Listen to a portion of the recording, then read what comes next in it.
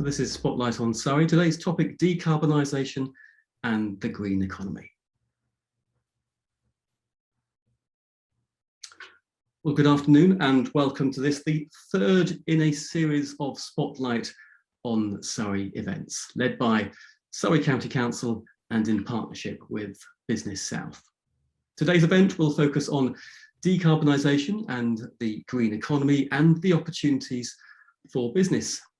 Surrey, of course, is the most wooded county with more than its share of natural beauty and is, of course, strongly positioned to take advantage of this and to ensure the next generation are able to enjoy a clean and healthy world.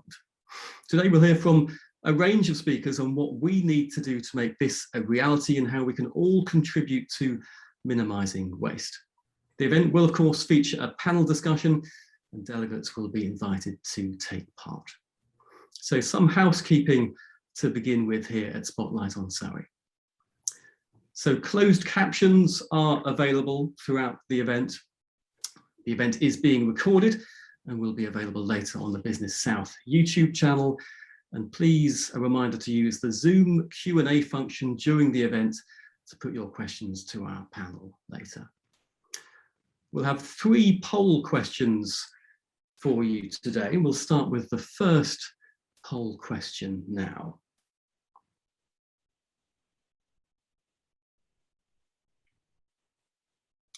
That first poll question just coming up now. In your opinion, who is responsible? Whose responsibility is it for achieving net zero carbon by 2050? This is our first of 3 poll questions. In your opinion, whose responsibility is achieving net zero carbon by 2050?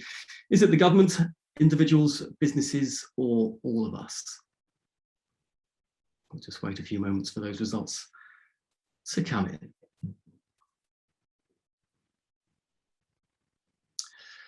And the results in now, 100% say all of us, government, individuals and businesses, all taking responsibility for achieving net zero carbon by 2050. And we'll have a couple more polls for you later on in today's event.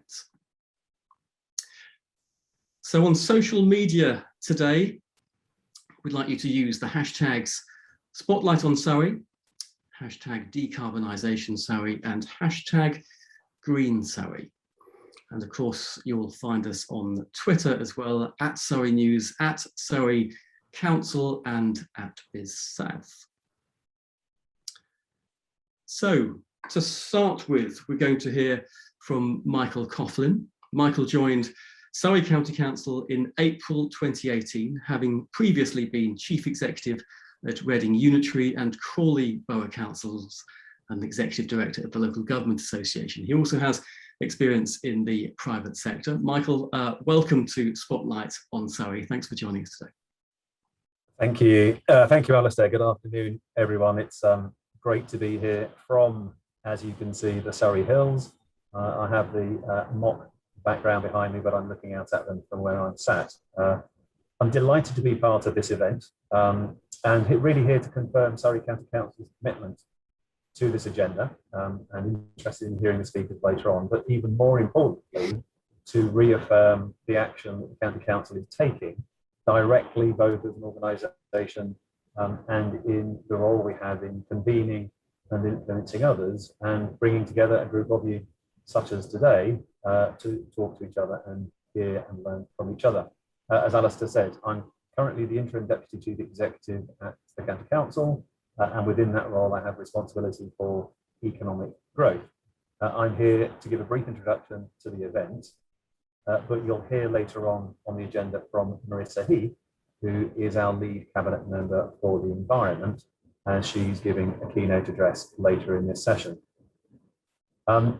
Particularly, I guess, coming out of the post-Brexit period and coming out of COVID-19, as we hope we will do gradually and carefully over the summer, the County Council have identified 4 highly interrelated key strategic priorities for the communities and the businesses of Surrey. One of those is a greener future, and I guess the focus of today's session is around that greener future and how we, as we just agreed 100% unanimously amongst us, it is all our responsibility to secure that going forward. The other three, which are very, very related to greener future, are reducing health inequalities, growing a sustainable economy, and ensuring thriving communities. And I think each of those, to one degree or another, has a strong link into a greener future and a stronger economy. We know from the research that we've undertaken through the Surrey Economic Commission and with the support of Surrey University, we know that we have an extraordinarily strong base, probably one of the strongest bases in the country in terms of innovation, research and development and research capacity in Surrey, both within businesses and within higher education. We see this as a fabulous opportunity to bring together that link between a greener future and a sustainable economy by bringing together that capacity around innovation, research and development on technologies and behaviours that will address climate change and CO2 reduction. So we think in doing so, we can not only benefit climate change and CO2 reduction activities, but we can grow businesses, we can start businesses, we can support businesses, and we can help to make sure that the economy becomes increasingly oriented around green tech, bringing in that innovation to grow those businesses, grow those job opportunities, which ultimately improve the quality of life and the nature of our thriving community. I also happen to be chair of the Surrey Recovery Coordination Group, which has been overseeing the path of the pandemic from immediate and medical crisis into the longer term impacts and how we manage those as a community across Surrey. And what we see in the post-COVID-19 forecasts is that climate change is going to gain prominence again as the global existential threat that we need to address, and we need to address now. With COP26 happening in Glasgow in November, this seems to me to be the perfect time to bring this group of people together and hold this event in and for Surrey to consider how we might go about balancing that thriving community with a greener future, with a sustainable economy. So today, we are all here to show and tell, to listen and learn, beginning to sound like a primary school assembly, but it isn't. It's much more important than that, because above all else, beyond the listening and the learning, we need to take that all away and take action. I think I started this by saying I wanted to be here to reaffirm Surrey's commitment to this agenda, but I also want to impress upon people the action that we are taking, that I'm sure Marissa will go into more detail around.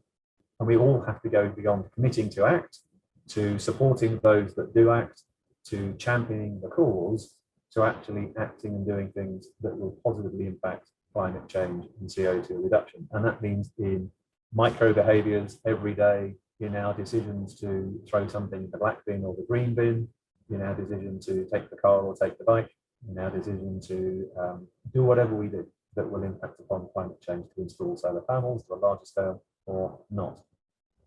The speakers that follow are doing just that in a multiplicity of roles and places, and are here today to help us all with those critical steps that we need to take. I suspect most of us, if not all of us, need to take, that are going to make a bigger, faster difference on this agenda.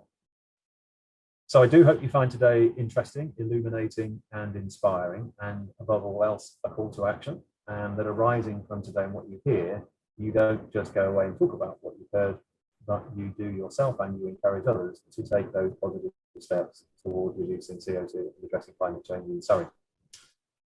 Thank you very much for coming today. It's good that we have so many people here. I'm very happy to answer questions as we go through the session this afternoon. But with that, I will hand you back to Alistair. Thank you, Alistair. Michael, thank you for opening today's event. Our next speaker here at Spotlight on Surrey is the Right Honourable Chris Grayling MP. He was first elected as MP for Epsom and Ewell in 2001. He served for 17 years on the Conservative front bench and for 12 as a cabinet and shadow cabinet minister. He's currently vice chair of the all-party parliamentary group on international conservation and a senior member of the British American Parliamentary Group. He's won awards for his work engaging young people from minority ethnic backgrounds in politics, and as a parliamentary species champion for the hedgehog. Chris Grayling, thank you very much.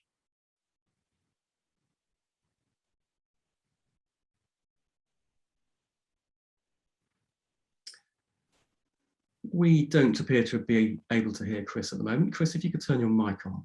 Right, okay. So I thought I was an automatic unmute. So first of all, apologies for the fact that you're getting to hear from me now, but that I won't be able to join the panels later because I've got 2 or 3 things on simultaneously this afternoon, but I did want to take part in the event. And I'd like to thank the county and Business South for organising it. This is a really important issue for us all. The first poll is absolutely right. It's all of our job to do something about this. I'm going to talk particularly about the transport system in Surrey, as that's where I was most recently in government, but I also want to talk a bit about the conservation issues in the county as well. And it's a very appropriate moment to talk about the transport issues because the government today published its Sustainable Transport Plan and has thrown down some challenges for all of us, some of which we knew about, the plan to start phasing out petrol and diesel new cars from 2030 and then to remove the hybrids as well from 2035. That is going to change the way that we do things in Surrey. Whilst it's certainly the case that in many places people will get on their bikes and ride into town instead, there's more and more cycle lanes around the county, and that is a good thing. The reality of this is a county that depends on 2 modes of transport in particular. The train, which is already electrified in our area and which will increasingly transfer to renewable electricity as we build up an enormous capability in this country.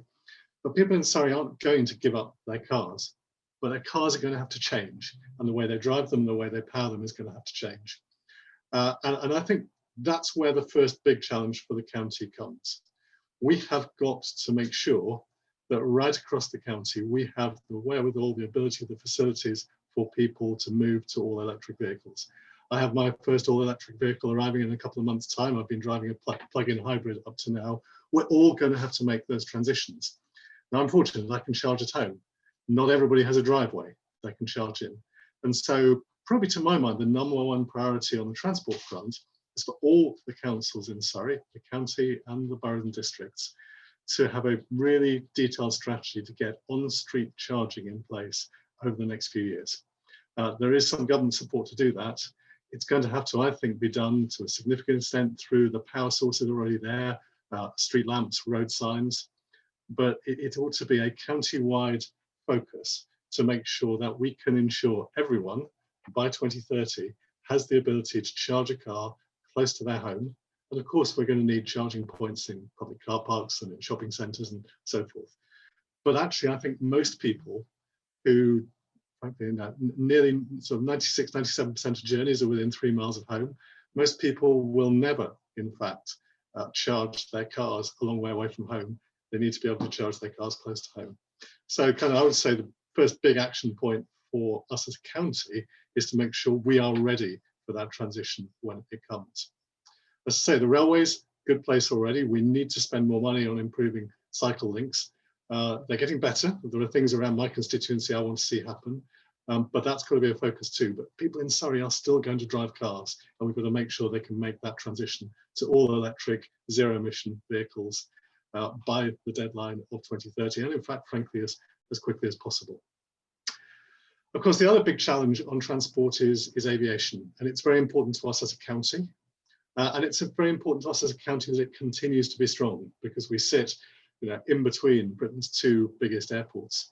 The good news is that the technology is moving ahead fast. I spent time recently with one of the technology developers looking at the creation of hydrogen-powered aircraft. They expect to have the first 19-seater aircraft in the skies later this year on test flights. They think we will be able to fly long haul by the mid-2030s, powered by hydrogen, zero emission, and by the middle of the century, long distance as well. We need that change because we cannot see our aviation, our global connections disappear, but at the same time, aviation too has to play its part in moving towards zero emission. Let me touch briefly also on the question of Surrey, nature and habitats, because part of the job of tackling climate change is to make sure we restore habitats, that we protect native species, that we look after our nature, our natural environment. In too many places around the world, that hasn't happened. There are some big international challenges to reverse deforestation and protect the forests we've got. If you stand on Epsom Downs and look out across the county, you don't see a shortage of trees, but we do have a shortage of wildlife. we've seen species decline. As Alistair said, I'm the species champion of the hedgehog. Its numbers have declined. We can all play a part in the county in trying to reverse that, supporting local projects that are looking after wildlife, restoring habitats. I'm really proud to represent the area where the Woodland Trust is creating a new forest, which I hope will be much more than the memorial it is to the victims of the First World War, but actually will become a great habitat for local species as well. Really exciting projects in Leatherhead. Any of you who have businesses who want to support ecological projects in the county, look to Wildlife Aid in Leatherhead, which is creating a new education centre together with Wetland at Leatherhead and is looking to raise the funds to do that. And across the county, we've got some great projects, the Wildlife Trust, local voluntary groups. That's somewhere where we can all make a difference. Looking after the wildlife, looking after habitats, replanting hedgerows. It's a small part of the challenge of restoring habitats around the world, but as somebody once said, every little helps. So I think, I hope that gives a bit of a starter for today. We need to, as a county, move as quickly as possible to electrify our roads. And that's something we can all play a part in by choosing to buy electric cars. Our councils choosing to make sure we have the appropriate charging infrastructure in place, or we do it in our own homes, make sure you've got a charging point at home. Look after our local nature and wildlife. And of course, as I'm sure others will talk about this afternoon, big changes in our homes, the way we heat our homes, and the way we live other parts of our lives. It's something we're all going to have to do, but at the end of the day, there's no downside to any of us in having a cleaner, greener environment to live in. Chris Grayling, thank you very much for joining us today at Spotlight on Surrey. Our next speaker today is Steve Showett, OBE. Steve is a member of the CBI Energy and Climate Change Board and chairs the Energy and Climate Change Policy Committee. He's worked in the waste and anaerobic digestion sectors for over 10 years and was awarded an OBE in 2009 for services to business. He formed IBMS Group in 2016 to build a renewable energy and sustainable business group, including DBE Energy, based in Cranley. Steve, thank you. Alistair, thank you very much. Thanks to Business South and Surrey County Council for putting on such a critical event at a critical time, and thanks for everybody joining us and sparing the time. I firmly believe that Surrey can and will play a increasingly critical role in establishing a low carbon economy, both regionally and showing the way nationally. Today, I'm going to quickly whip through, given time, a few areas. I want to just put the whole thing in context in regard to the threat of climate change. I want to talk about what DBE is doing now, and also give you a first-time heads up as to what we're going to be doing going forward. And then I want to talk about collaboration and the leadership role that that Surrey can play in seizing the moment and seizing what is, whilst a massive, massive problem, bigger than the pandemic, is also a major opportunity. So the context, very quickly: 800,000 years of CO2. You'll see the peak, 2/3 along, previously at 300 parts per million a little while ago. But now, 2019, we're showing 410 or thereabouts parts per million. Why is that important? Well, if we go to our next slide, you'll see that the last 70, 80 years or so have seen a sustained rise in the global average temperature. We're getting very close to the tipping point, if we're not already there. And we're all seeing the consequences of that a lot earlier than the scientists predicted 10 years ago. So the problem is massive, and I think at the moment we're losing the battle against climate change on a global basis, and we've all got a part to play to get the odds back tipped in our favour. This global problem requires a multitude of solutions. There's no magic bullet, but we've got to act fast. It's what we can all do now on a personal, local, business and regional basis to make that bit of difference. We can't just wait for big projects that may or may not come along in the future. And for all businesses and for all economies, local, regional and national, whilst there is this horrible, horrible challenge we have to deal with, every challenge comes with an opportunity. And I firmly believe that economies have to be green to grow, and that's the key thing going forward. In terms of what we're doing, well, we started off with DBE as a renewable energy hub, and I'm going to take you through the various things that we're planning on doing in the next 24 months to make that a more holistic approach. Just very quickly, talking of holistic approaches, sustainability and climate change require holistic solutions. Chris mentioned biodiversity, which is a key one. But because of that multitude of solutions that's required, I just wanted to flag up that we subscribe and support the UN Sustainable Development Goals that I've outlined on the slide. So, DBE Energy, it's a renewable energy plant. We take local food waste and we create local energy in the form of gas. We have a maximum capacity of 25,000 tonnes of throughput, and out of that, we'll produce around 2.3 million cubic meters of biomethane. Biomethane output is currently going into the grid, but as I'll talk about shortly, we're also planning to take an element of that and create the UK's first carbon negative hydrogen as a fuel. We put sustainability at the heart of what we do in the way we built our facility and the way we run it. We also have a keen eye to biodiversity. So we didn't disturb any of the trees around our facility. We've allowed natural grasses and flowers to seed. We're a bit late this year, but in a couple of weeks' time, most of the site will be covered in a whole array of wild purple, blue, and yellow flowers.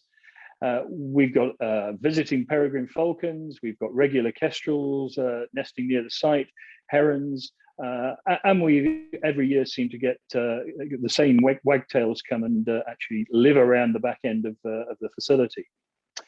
In terms of the importance of what we do, it's fair to say that every tonne of food waste that's processed saves about a tonne of CO2 equivalent emissions, and that's critical.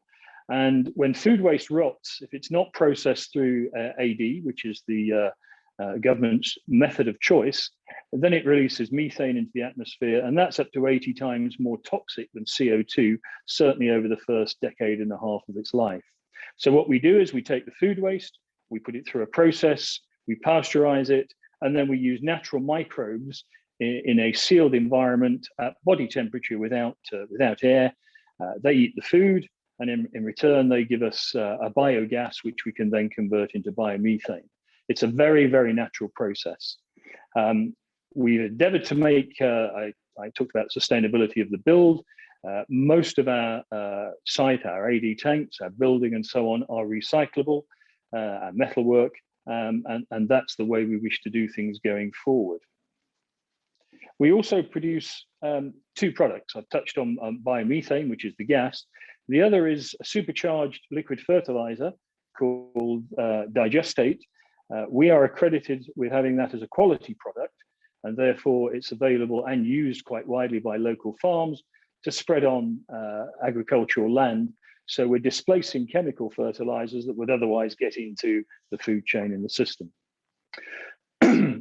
Going forward, what's important to us is to extend where we've got to already.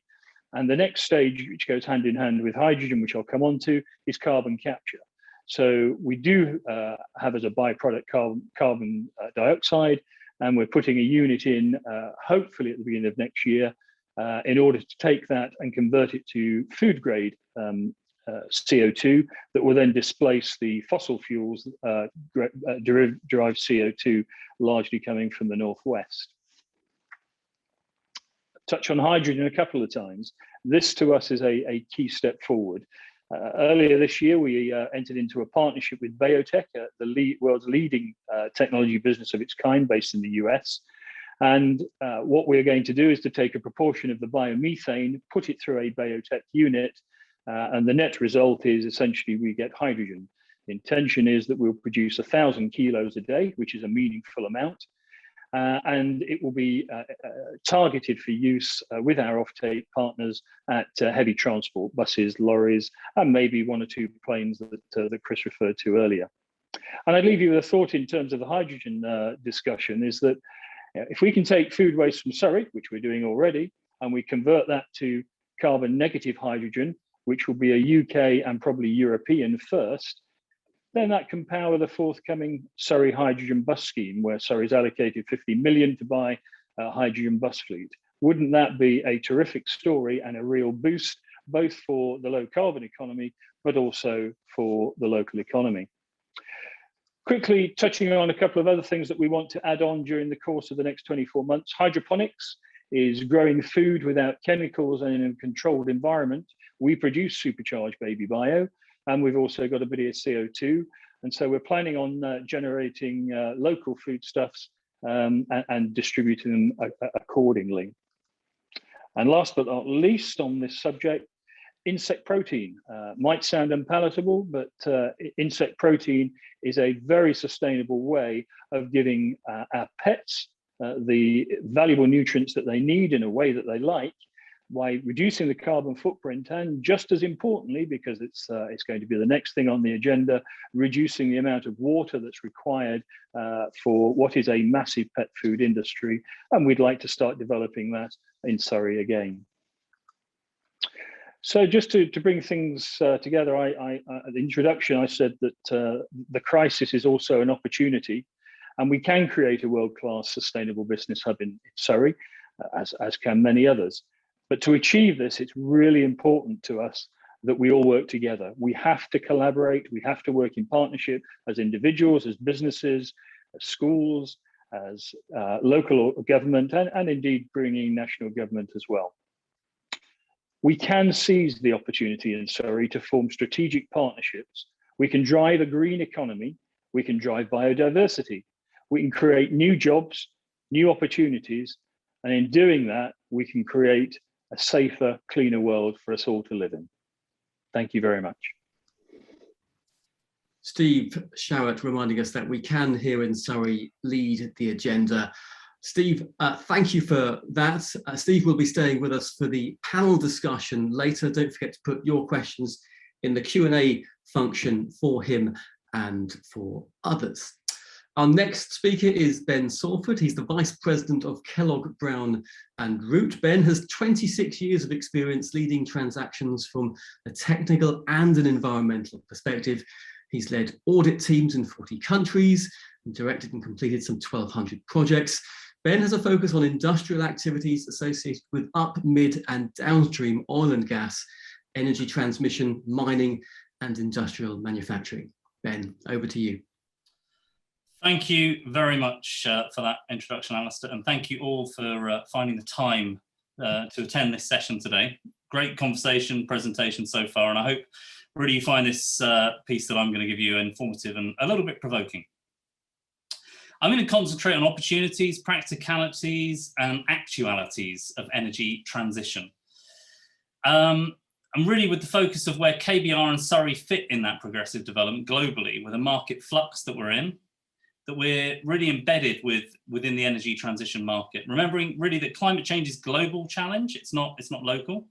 And so we need to meet it with local change. And that's really in keeping with what Chris Grayling's points were on EV charging. Local will meet a global challenge, and of course, every little helps, as Chris said. And like Steve before me, I also support the United Nations Sustainable Development Goals, which are critical with a holistic approach and key to our survival, really. Just going forward on a slide. There we go. So before I start, who or what is KBR? You may not know who we are and what are we doing in Surrey. KBR, it's a global company. We're around 28,000 staff, about 100 years old.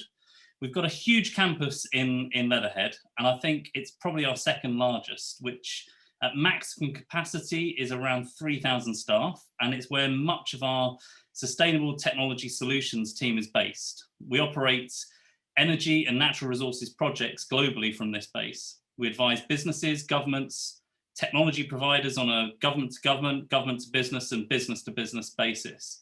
Much of my personal work is within energy transition for the last few years. For me, Surrey is a perfect place for KBR to be positioned. It's got access to world-class transport hubs. It's close to the seat of government in Westminster, as well as access to European government. Fantastic, innovative businesses in and around Surrey, as we've just heard, as well as access to some of the best mines on our doorstep. including universities of Royal Holloway and University of Surrey. So as a business, we really innovate from this location and we advise globally. So we export advisory solutions to governments and businesses, and therefore we also deliver energy projects worldwide. Globally and in Leatherhead, our business is really formed of two pillars that you can see here: government and sustainable technology solutions. We work from energy to defence to space. An example would be that we work with NASA. We operate the International Space Station. Very strange, you might think so from a place like Surrey, but this is globally from Houston and our work in Surrey. We operate the space station and the ground resources, the manufacture, the storage and flow of things like liquid hydrogen that we just heard about a little bit earlier. And that's a really important, if not actually critical, part of energy transition. On my next slides, which I'll take to you in a minute, I really wanted to take a little time and really demonstrate to you what energy transition looks like. For me, the world is split on what transition looks like. Is it going to quickly or slowly transform? And I actually believe that it's a hockey stick approach, and that's really where we're at the moment. It's really accelerating. And we're perhaps in a state of sophisticated S-curves. So these are the S-curves that are getting steeper and steeper as we go through the transition and becoming more and more intense. The images you're about to see are not actually from me. They're from a guy called Tony Sieber, who really hits the right notes. It's about 8 years old now. And it really looks at how energy transition has moved forward. So what are we looking at? What of the transition? How quickly do these things happen? And are we really in one? Does it really matter? I personally think it does. And we are in it. It's actually pertinent given the number of EVs, electric vehicles, that are on the roads at the moment. Also hydrogen as a mode of transport for heavy goods vehicle, and also rail transportation. As I said, these next two images are made popular by Tony Sieber. His thoughts are from 8 years ago, and they're now starting to come true. This image in the bottom right-hand corner is Easter Hat Day Parade 1900 in New York, Fifth Avenue. You will not be able to spot the car here. There is actually only one car in 1900, and it is all horses. That was the key to the day. If I go forward one slide.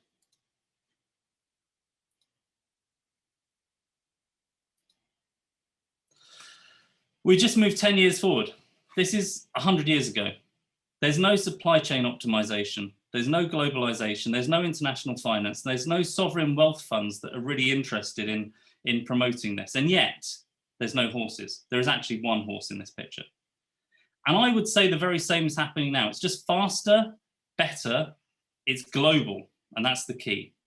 Many actually believe that the modern car has been with us for years. They've forgotten, of course they have, what came before, the horse's carriage. But actually, it has not been with us for that long. The modern car is a few generations old. Just last month in the UK, Tesla was the most popular car sold. Not the most popular EV car, but the most popular car. Over 5,000 units sold in 1 month alone.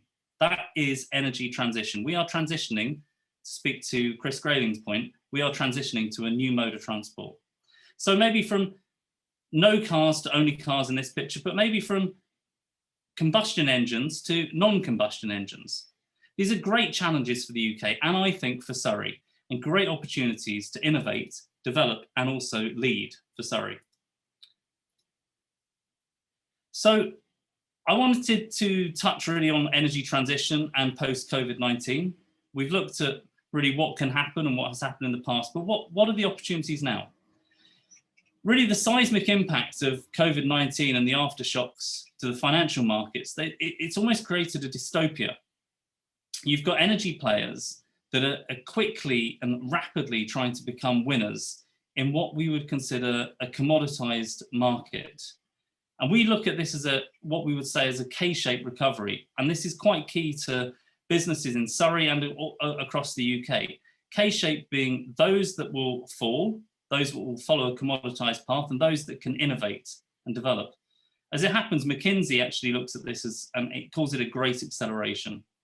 COVID-19 has intensified that trend of widening the gap between the top and the bottom of the curve of economic growth, which again, in Surrey, I think we've got a great advantage over. And that's really how we see the energy transition market. You've got traditionally minded oil and gas players that are stranded really with carbon heavy assets. You've got oil companies that are racing to be energy companies, and you've got big tech scrambling to be green leadership and have that green leadership. And then of course, globally, you've got government stimuluses that are really favouring environmental, social governance and following the UN Sustainable Development Goals, and favouring that really over the capex of carbon heavy debt. So a big difference, a significant change in where we were maybe 2 or 3 years ago. And maybe this is a good example of one particular project. So if I take that previous discussion on the slide into consideration, we could land on an example. This is an example in this instance of an engagement that we've had with the Prime Minister of Singapore. And we've based this out of our office in Leatherhead. So we are exporting advisory capability and advisory capacity into other parts of the world. There are some parallels, I think, with the UK, securing excellence from sectors of technology that we have in Surrey. And also, it's really a kickstarter to growth in a post-COVID environment. So building back better, if you will. In this particular example, you may know Singapore, it's naturally resources disadvantaged. There's limited really capability to generate renewable energy it's an island, so on the island. And they're also a trading nation. So one that's really incredibly dependent on the energy supply chain. And what we did on behalf of the government of Singapore, really, we looked at what energy vectors would dominate in the future and by when, hydrogen being a key, where to invest in projects and how low to zero carbon would they be and whereabouts in the world would you want to invest, including with your sovereign wealth funds, what technologies would likely be the bedrock of those new energies, where to deploy that capital and what education resources, I mean, that's really critical. What education resources would you need to meet that challenge of energy transition? And where really to partner around the world.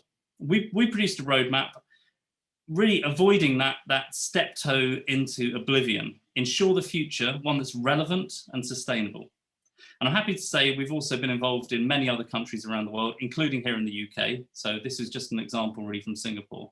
And in the UK, we're deeply involved in the Ministry of Defence on a very, very similar topic. My final slide, I'm going to bring this whistle-stop tour of energy transition to a close. I've just mentioned oblivion. Some do class this as walking really into oblivion. I actually see it as moving into the future. And progressive governments like the UK really are moving at a vast rate into the future. And from my perspective, it's technology and appliance of science that's key, and engineering, again, which is what KBR is so good at and why we're based in Surrey. So there are many technologies here in play that actually, with a little bit of nurturing, they've been around with us for at least 100 years. We just need to nurture them. That's really going back to the future, but in an efficient way. And in this instance, if you like Back to the Future as a film, our flux capacitor is really in the speed of transition, the speed of supply chain development, and that's what's going to get us there. Lastly, on a slightly controversial note, which is why we've got these images on the right, I wonder who will be our future energy suppliers. Oil companies become energy companies. Technology agnostic companies, carbon neutral companies like Tesla, Google, Amazon, let's face it, they're part of the global wealth club. They really start to focus on technology and they start to focus on the customer experience. So maybe rather than energy companies supplying our energy transition and our future energy, it might be those. So maybe there's a place in the future where, dare I say it, green energy is supplied by the latest Apple-like business, and perhaps it's going to be headquartered in Surrey. For me, it's a bold, green, sustainable future, and I thank you for listening. Thank you, Alistair. Ben Salford from KBR, thank you so much, and we'll have more from Ben in our panel later too. We're going to take a short break now for our next poll question. Slightly more complicated than the last one, no single answer. For the second poll question, we'd like to ask you, what are the top 3 priorities in the workplace that can help push along the pathway towards net zero. So multiple choice answer here. What are the top 3 priorities in the workplace that can help push along the pathway towards net zero? Switch to a renewable energy supplier, switch to electric cars, reduce international travel, continue to offer flexible working, switch to energy efficient heating systems in the workplace, ensure green procurement, and encourage green travel by employees. Plenty of options there for you to vote on, and we'll have those results very shortly. What are the top 3 priorities in the workplace that can help push along the pathway towards net zero? So more than one answer here.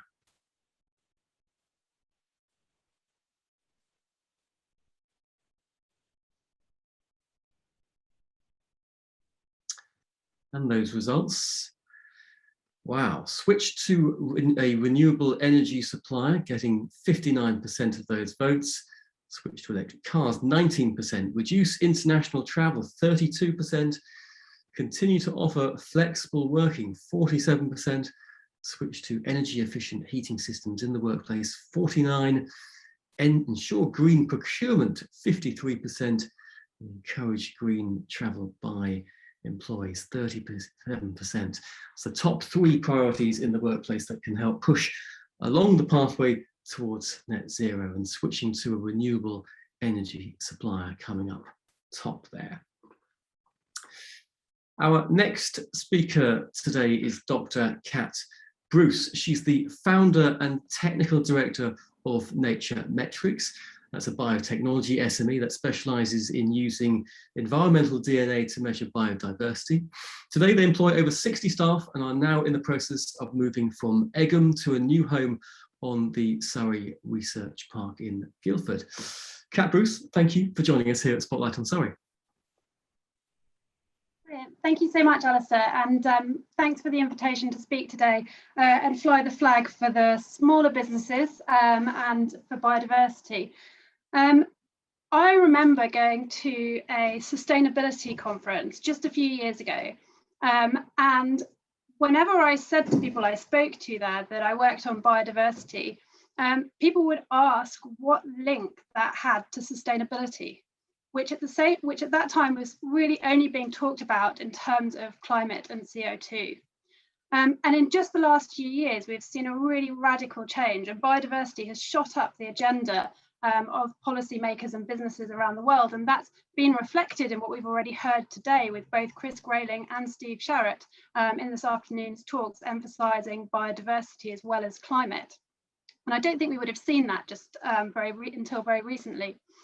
And just last month, there was a joint report that was released by the Intergovernmental Panel on Climate Change and the Intergovernmental Panel on Biodiversity and Ecosystem Services. And it highlighted that those 2 issues are really inextricably linked and have to be addressed jointly. And in fact, we're now seeing even the UK Treasury is talking about the fact that nature has to start being accounted for in mainstream economic models. We've got the Task Force on Nature-related Financial Disclosures that's just been launched recently, following in the footsteps of the Task Force on Climate-related Financial Disclosures. And the whole financial services sector recognises that they need to start integrating biodiversity-related targets and performance criteria into the services that they offer. Now, the problem is that in order to do that, we need standardised, accurate data on biodiversity from all over the world, and we just don't have that. Biodiversity is so much more difficult to measure than carbon because it differs from place to place. You have different species and different ecosystems in each location, and we lack the sort of foundational data on which to build the models that we need. And that's because, you know, up until now, biodiversity hasn't had the attention or the investment that that's really needed for something that's fundamental to our global economic systems. It's been the preserve of research scientists and enthusiasts who have been using a myriad of different approaches to study just really a small set of species in a totally not joined up way, so that we have patchy, inconsistent and variable quality information about just the very basics of what lives where, and that isn't fit for purpose today. Luckily, we do now have new tools that are coming along which can deliver the sort of scale, the consistency and the accuracy of data required today for biodiversity. And principal among these are molecular tools that let us sequence the DNA of whole ecosystems to understand what species live there. And this is what's known as the field of environmental DNA. So with eDNA, we're not collecting DNA from the organisms themselves, we're collecting the traces that they leave behind in the environment, especially in water. So organisms are shedding cells all the time that contain DNA, just like, you know, if we touch something, we leave fingerprints that contain DNA, and you can trace individuals that way. So in the same way, you know, sometimes animals shed DNA directly into water when they're in contact with it, and sometimes they shed DNA on land and it gets washed into the water. But either way, the rivers, the lakes, the oceans are basically sort of these vast soups of DNA of the animals and plants from the local area. And we can capture that DNA from the water just by filtering it. And then we send the filters to the lab for DNA sequencing to identify the species. And there's a huge body of research now that shows that sequencing the eDNA from quite small volumes of water, so just from sort of half a litre to a couple of litres, is far more powerful than traditional methods of surveying species like fish that live in the water. And increasingly also, we're seeing that it outperforms traditional survey methods for land animals as well. And so just to give you a quick idea about the sort of scale of the data that we can generate using these methods, everyone loves talking about animals, right? So here's some animal chat. But we did some work with WWF in Peru to do a survey of the northern Peruvian Amazon. So this is a stretch of sort of almost 1,000 kilometers of rivers. And they were mostly interested in surveying looking at the distribution across that landscape of river dolphins and manatees. So they did a single trip down the rivers, taking water samples as they went. And they sent the samples to the lab and we analysed them.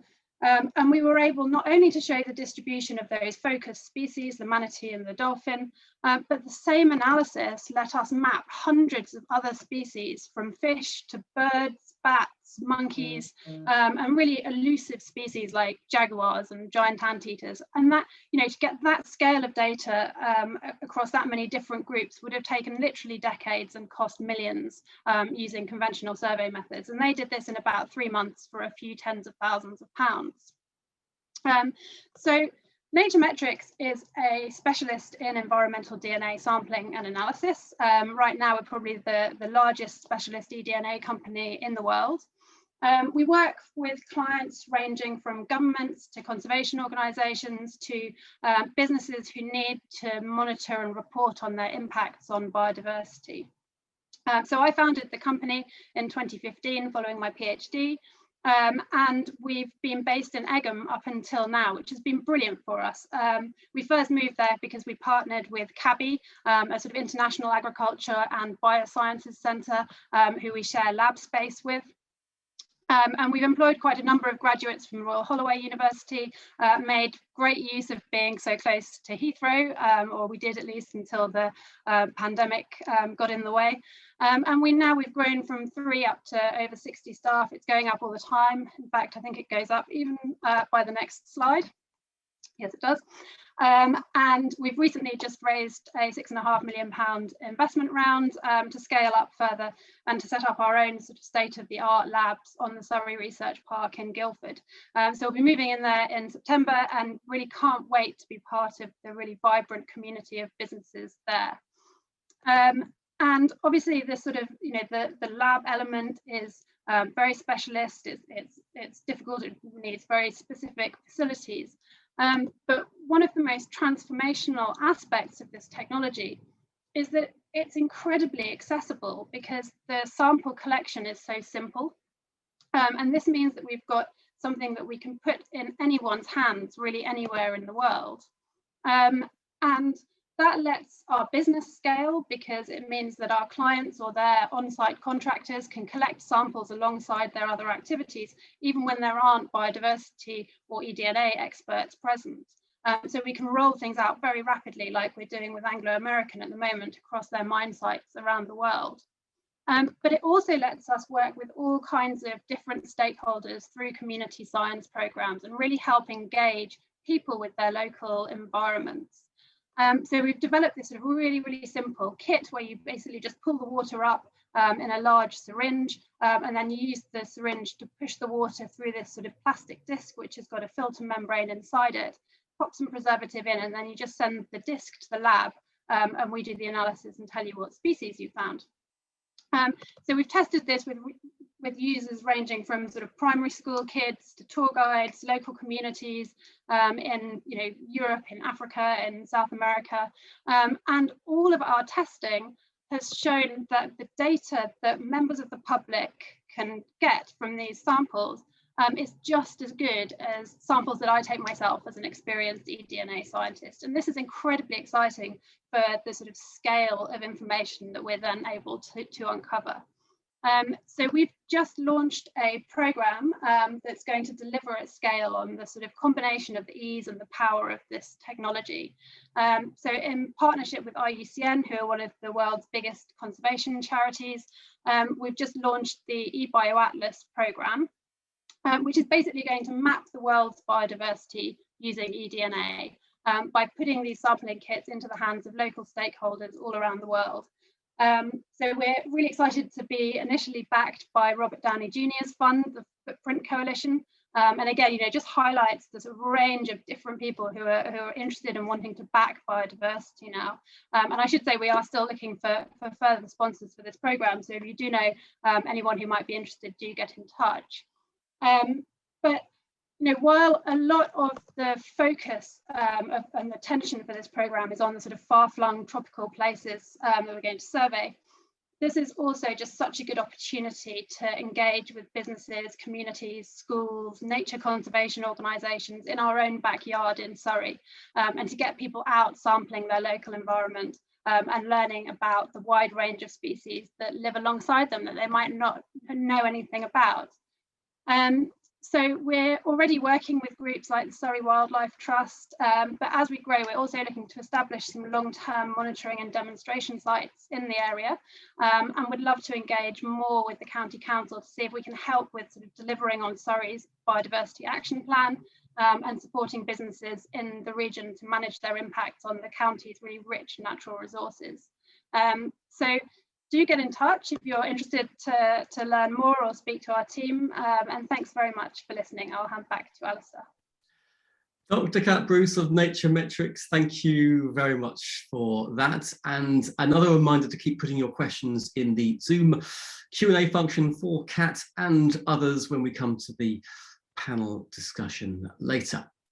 Our next speaker is Councillor Marissa Heath. She works as a policy advisor for a number of different organisations covering business, charity and government on issues relating to animal health and welfare, conservation, environment and trade issues. She has been a project lead for a forestry project in Asia Pacific and has been involved in large-scale infrastructure projects like the River Thames scheme and Heathrow expansion. Marissa, thank you for joining us at Spotlight on Surrey. Hi, thank you. Thank you for inviting me. It was delightful to be to just hear the presentation from someone who actually is from my division of Eggerman Green there. So, and that they're already working with Surrey County Council on projects. So that was really good to hear. Thank you for giving me a slot to talk about what Surrey County Council's approach to tackling climate change is and how we want to work with Surrey businesses today. This session comes at a really opportune time for us, which I will go on to explain in a moment.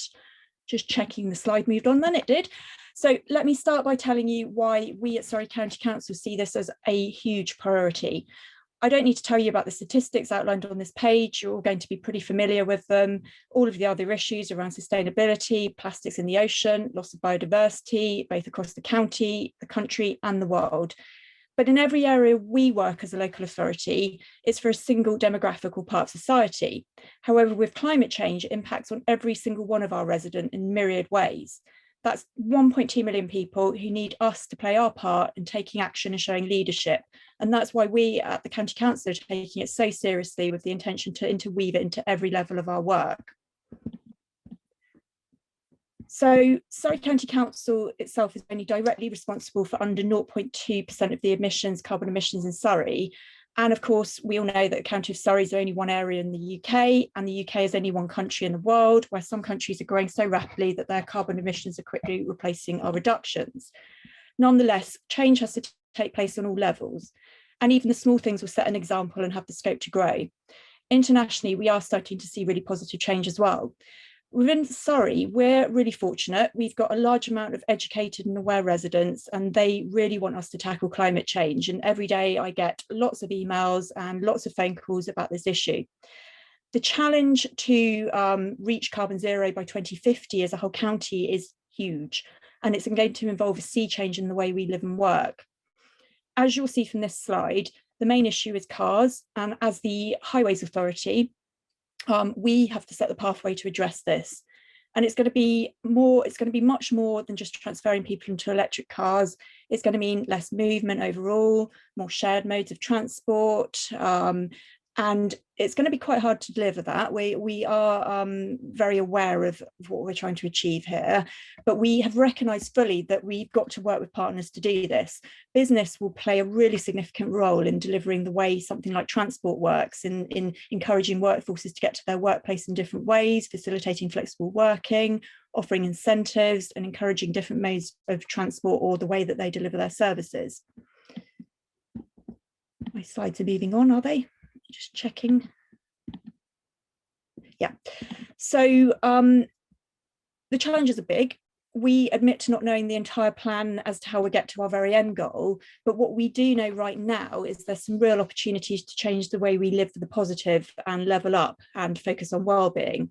Connecting people more to the environment around us, in my mind, makes them happier and balanced. It certainly does for me, and I think that should result in better productivity.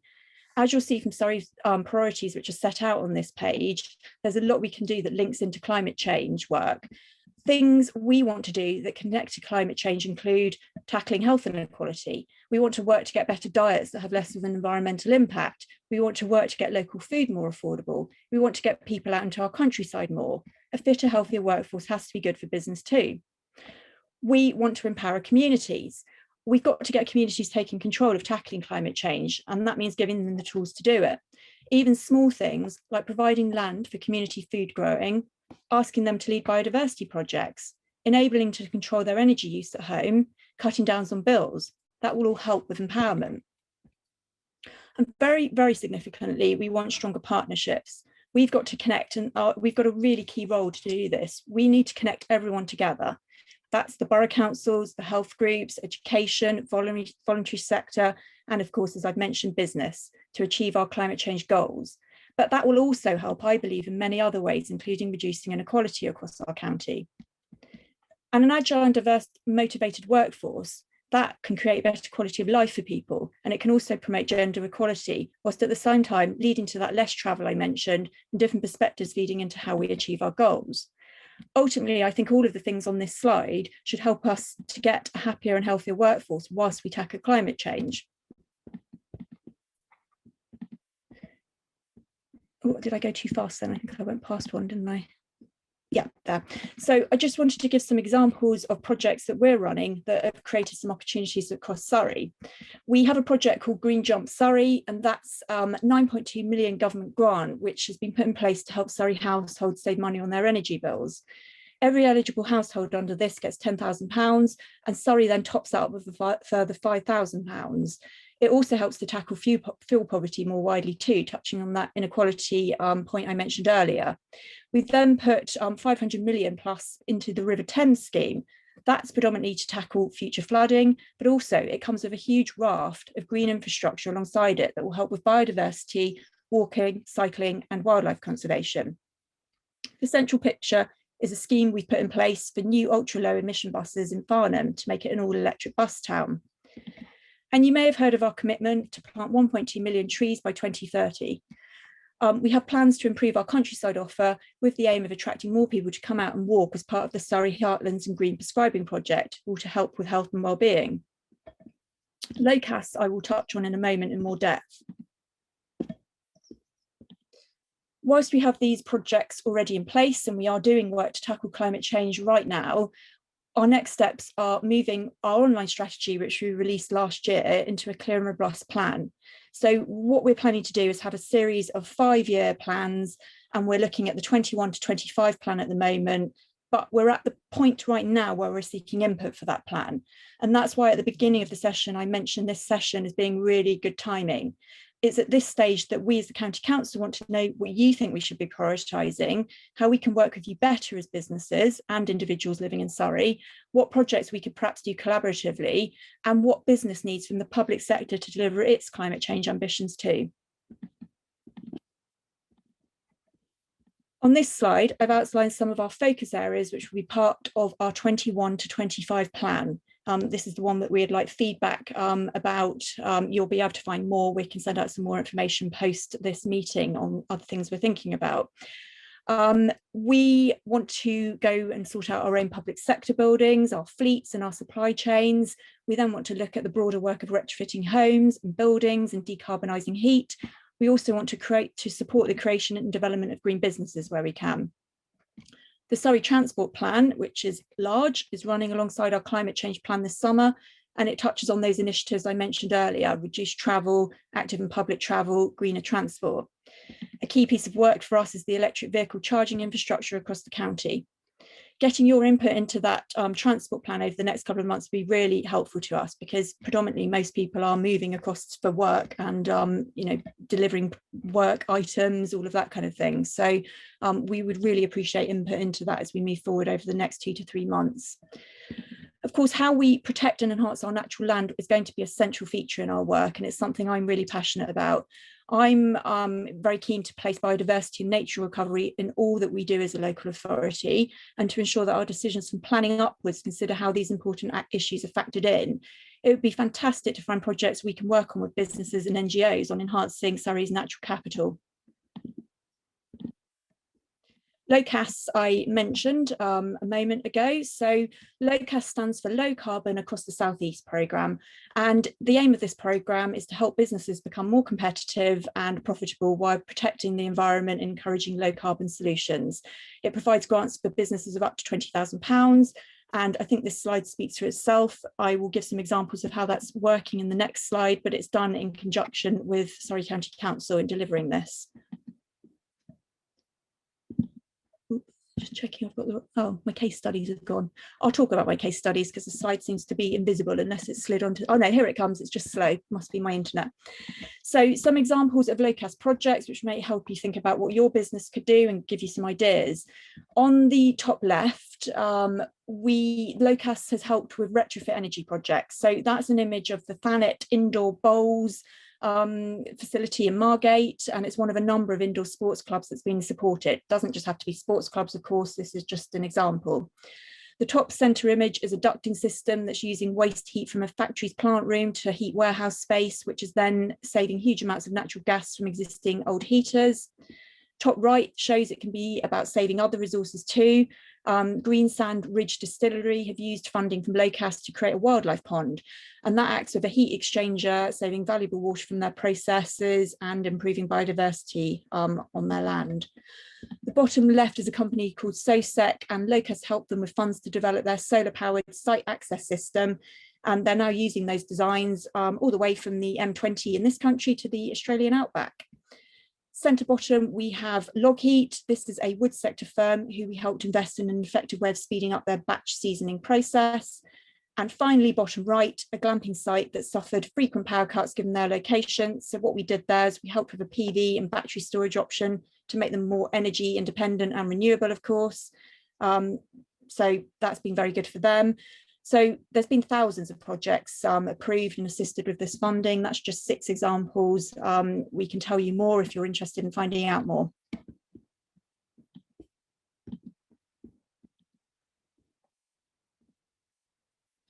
Okay, so I hope that overview of what Surrey have been doing and the sort of projects we're working on has been helpful.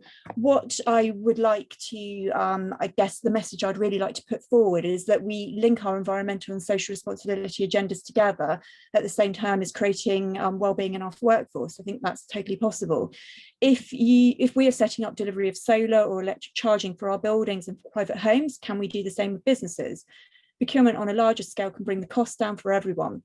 What we want to do as a county is share and create green travel plans and work with you to improve training and skills. We want to look at green reward schemes. Again, other ways we can do this together. We're absolutely realistic that we as a county council can't do this alone. We're willing to facilitate, to show leadership where we need to, but we need Surrey businesses and residents to work alongside us on our ambitions. Right now, we're developing the Greener Future Delivery Plan, the one I mentioned, the 21 to 25. We want to do it in a way that helps you. We're absolutely willing to meet you and discuss any ideas over the next few months about how we might be able to do that.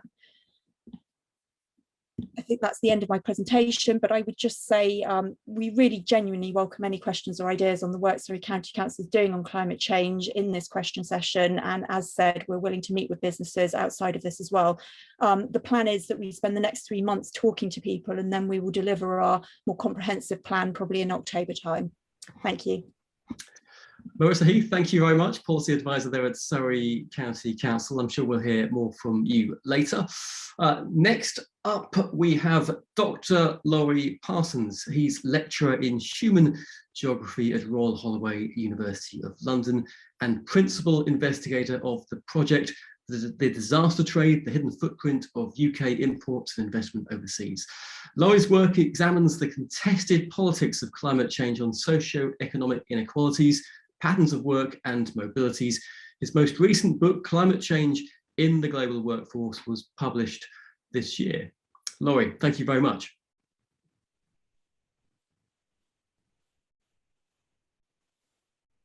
Thank you very much, Alistair, for that introduction, and thank you to Surrey County Council and Business South for having me. So I'm a lecturer in the Department of Geography here in Surrey at Royal Holloway, and what I work on is the ways in which climate change extends beyond the global and beyond the local in a way that links our economy to the impacts of climate change we see overseas. So what I'm going to be doing over the next 10 minutes or so is just trying to contextualize some of the great successes we've seen here in the UK and by inference in Surrey within the wider context of global climate change and the way in which British trade and British manufacturing practices overseas are shaping that.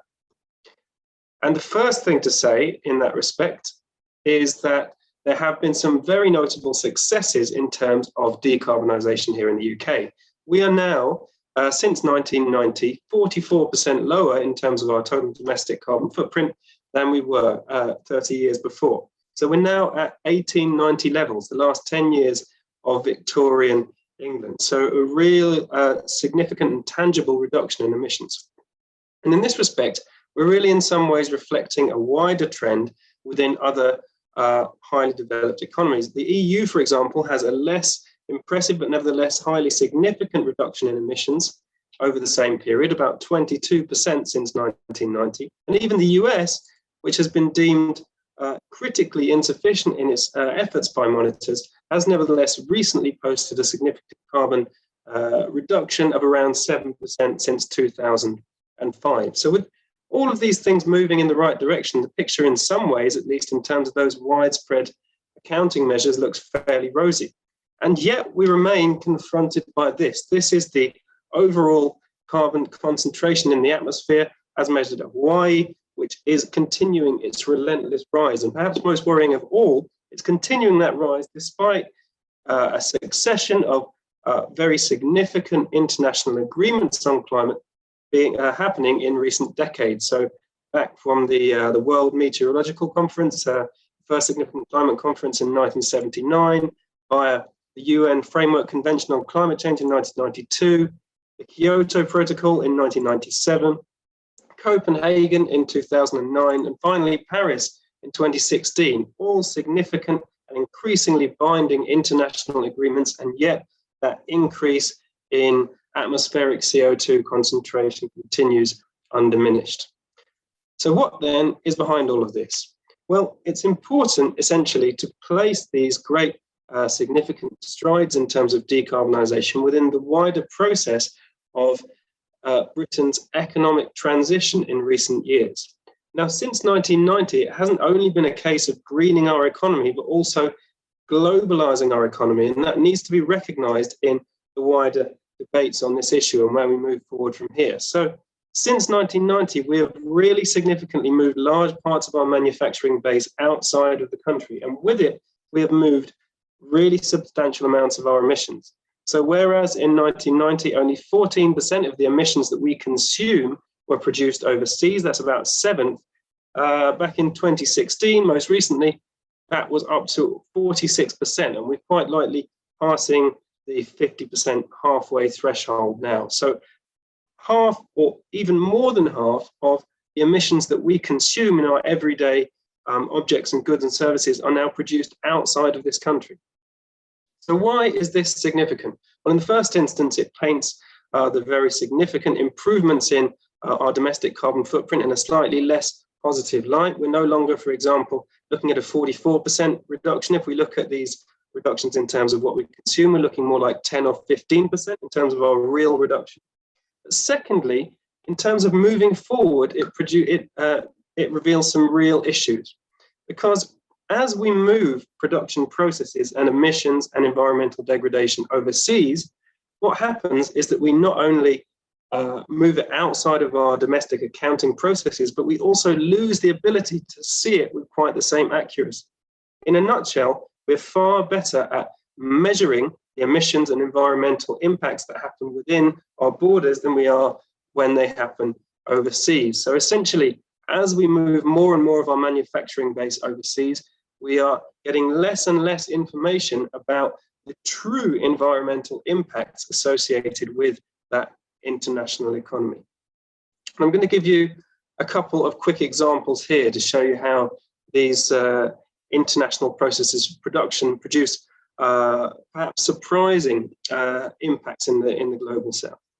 So here I have an everyday commodity, perhaps one of the most common commodities in the country, the everyday regular house brick. Now this is called a Stratford Imperial Red, which of course on the face of it suggests very much a British brick. So you might be surprised to learn that this is in fact an imported brick made in British style from Gujarat. And this is part of a wider process whereby we have become in recent years, in just the last 10, 15 years, the world's leading importer of bricks. We now import about 16% of our total brick stock. And within that figure, we have an even more concerning issue, which is that an increasing growing percentage, now at about 2%, but very rapidly increasing, as you can see from this graph, an increasing proportion of that is coming from far further flung countries where brick production is extremely cheap, such as South Asia, India, Pakistan, Nepal, and also China and Turkey, where bricks can be produced so cheaply that it makes sense to ship them in extremely carbon intensive transport systems in order to reach us here in the UK. So when bricks like this are produced in, for example, Bangladesh and India, they're made in conditions much like this. In many cases, the environmental impacts look like this. But the problem is we don't have a good way of measuring this because brick production supply chains are complex, as are many supply chains, and our current overseas regulation of emissions simply doesn't yet reflect this. We need better measurement and governance of these kind of overseas emissions in order to fully account for the complexity of our globalized economy. Now, the second example is another very common commodity. Here we have a bog standard everyday M&S t-shirt, pure cotton t-shirt. Many of you may be wearing one right now, and many of those, in fact, might have a label that looks like this. It says made in Cambodia, because around 4% of all of the UK's clothes are made in Cambodia. But what you may not realize is that the complexity of the supply chains involved in the global garment industry is such that In fact, when a garment like this says it's made in Cambodia, in reality, the component parts of it, the cotton, because there's no cotton industry in Cambodia, the cotton for that shirt may have come from as far afield as the US, Brazil, the Ivory Coast, India, Australia. There's a huge complex supply chain underpinning that final journey from Cambodia to the UK, all of which has very substantial transport emissions impacts, and of course has very substantial impacts in terms of our ability to track what's going on in that supply chain. And here is a very short video of some of the things that do go on in this supply chain. This is an exporting factory from Cambodia, which I'm just showing you here to give you an idea of the scale of the environmental impacts that many of our overseas industrial activities may have. So here is a picture of one factory which exports many British garments to the UK. And this huge pile of wood that you see here is part of the production of energy used in boilers used to iron the clothes that you and me may well buy in a high street store. Now, the problem is, of course, is that when all of these things take place overseas, unless you have very clear frameworks which anticipate these kind of issues, then they simply become invisible. There is no system to monitor these kind of environmental impacts. And so many buyers in the UK, both shops and people, simply aren't aware of this. So again, there's a need for far more rigorous and wide-ranging and intensive regulation of those overseas impacts, or otherwise a far greater amount of all these impacts get lost in supply chains. So as some final thoughts then, sorry, I've just skipped one there. The key things that we need to take away from this are, A, it's all very well looking after our domestic emissions and our global, our domestic decarbonisation here in Surrey, but we are a global economy. Even here in Surrey, we are a global economy, and that means we need to think about all of the impacts that are connected to us from overseas, not just within the immediate geography of the county. We also need to think about how these overseas impacts have an impact beyond the industry itself. How, for example, their impact on farming overseas, the knock-on effect on migration and intensification of climate change impacts. Finally, we need to take all of the great successes that we've heard about today within a wider context, which recognizes the possibility that in many cases where we have seen great improvements within particular geography, be it county or country, many of these issues may, in fact, have moved to some extent or entirely overseas beyond the purview of our accounting. Thank you. Dr. Laurie Parsons from Royal Holloway University, thank you for your contribution here at Spotlight on Surrey. Our next speaker and final speaker is Kate Norgros. She's Executive Director of Advocacy and Campaigns at WWF. She has spent the last 20 years working as a campaigner on issues ranging from international arms control to European Union policy. She has a particular interest and expertise in supporting the development of impactful organisations working to make a difference in the world. Kate, thank you very much for joining us today. Thank you very much, Alistair, and it's a pleasure to be here. In fact, WWF is very committed to Surrey. It was thanks to Surrey and Woking that we developed our Beautiful Living Planet Centre, which I would all very much encourage you to come and visit as soon as we are open. We're really encouraged by Surrey's commitment to the green economy, but we'll be holding your feet to the fire to make sure that they do everything they've said they will do. So we work very closely. We've been asked to talk about decarbonising business, why, when and how. We work very closely with a large number of businesses ourselves to help them do this, from Tesco to HSBC. So we've got a lot of experience on how to do it. As ever, the transition is going to be a real challenge, but it's also a huge opportunity, as I will come on to describe. In fact, as one of the previous speakers said, growth and green should not be separated from each other. The two are extremely linked. So moving on to the next slide. When we talk about global warming and in fact global heating in business, we say that we can't do business as usual. In fact, we say that so much that it's become quite a cliched term. But what does it actually mean for businesses, and what does this new model of business look like? And I'd really like to concentrate, if I can, on what Laurie was just talking about in relation to our supply chain, because that's where the biggest risk and the biggest opportunity will come from. We want to limit the impacts of global warming and put our planet on the path to recovery, protecting the health, wealth and security of future generations. We are currently at 1 degree of global warming, and this is already having massive impacts on our world. So in the last few weeks, we've seen multiple extreme and dangerous weather events. So from the extreme heat wave in Canada and the US to expansive wildfires in Siberia, of all places. So it is already having an impact. Just to show how serious the challenge is, this next slide here shows exactly what businesses and governments need to do to reach 1.5 degrees rather than 2 degrees or worse. We need to be taking this extremely seriously. And as Laurie just said, we need to, in particular, go far beyond our direct emissions towards our indirect emissions, which are called Scope 3 emissions in our supply chains, also taking into account nature, as one of the previous speakers said, because the destruction of nature is very much in our supply chains also.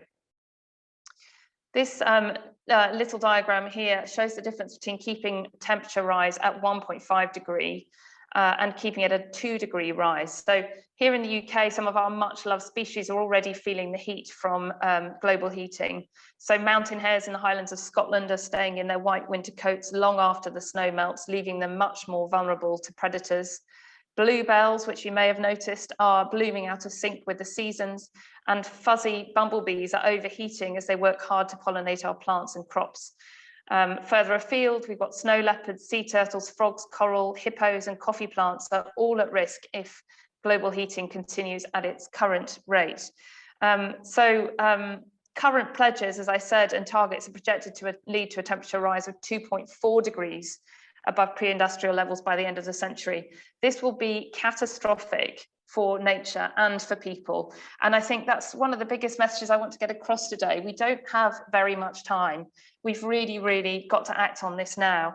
And where there are challenges, there are opportunities, and there's money to be made as well as lives to be saved in doing this properly. So if I go on to the next slide, you'll see that businesses are absolutely critical in the fight against climate change, as they are the source of most of the world's emissions and most of the world's destruction of nature. And as the impact of these emissions manifest themselves, it's businesses themselves who are also being impacted by negative impacts. And that's why we're calling on businesses like yours in Surrey to step up. To be honest, I'd much rather be working for a business or the finance sector than WWF at the moment, which may sound a bit strange, but it's where the biggest opportunity for change is. The majority of the financing of green growth will come from business and the private sector. And businesses in Surrey and Surrey itself should be driving this transition, not waiting for it to happen. So this Mark Kearney quote is rather a good one. I like it. He said it earlier this year. Basically, where there are costs, there is opportunity, and there are values to someone else. There's value rather to someone else.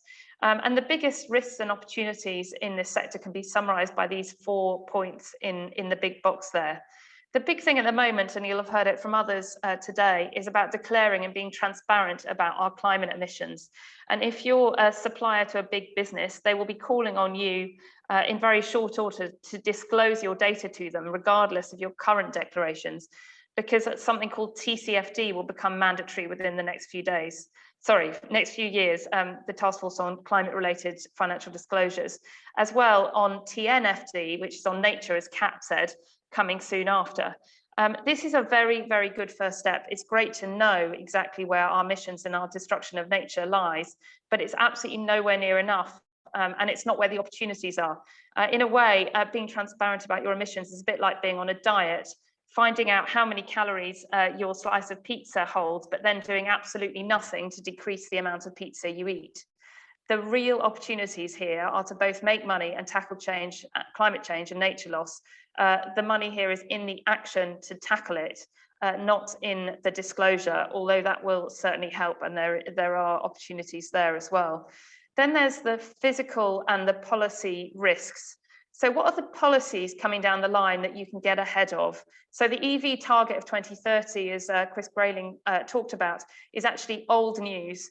Action on heat and action on agriculture and our food systems will come next, as will action on our materials and other things, concrete, bricks and others, as Laurie was just talking about. So the physical risks as well are obvious. So what's your flooding risk? Where's your supply chain? What are your suppliers doing? Where are your risks in your supply chain? You know, I was talking to Tesco's not long ago, and we were talking about the places that they source lemons from, and what they're going to do in 10 years' time when those areas can no longer produce lemons. Where are they going to go to? And how many other businesses are going to be following the same path as them? But that sort of cross-sectoral discussions about supply chains and where impacts and opportunities are just not happening at the moment. The third area is around employees and customers. Employees and customers are asking for more on this. We're actually very, very united as a country.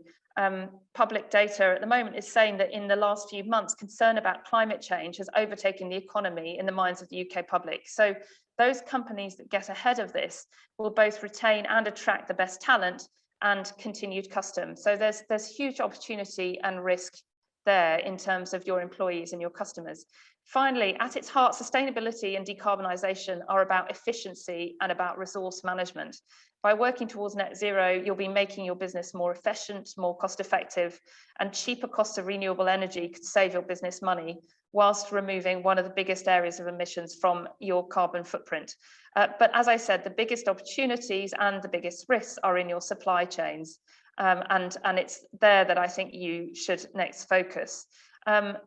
Just last but not least, we've done a lot of work, as I said, at WWF on supporting businesses. There's a few of the guides that we have here, and we're working with some of the main sectors. We have created some action plans and resources to help with those first steps in creating a plan to decarbonise and to deal with that pizza with too many calories and how you cut those calories out. So look forward to working with many of you in the future, and thank you very much, Surrey, for the opportunity to speak. Kate Norgros from WWF, thank you. Please don't go away, because in a moment we'll have our panel discussion. But first, our third and final poll question will be coming up on your screens any moment now. Here it is. That third poll question: how much of a priority is achieving net zero for your business? Is it the top priority, a medium priority, or a low priority? That's achieving net zero for your business.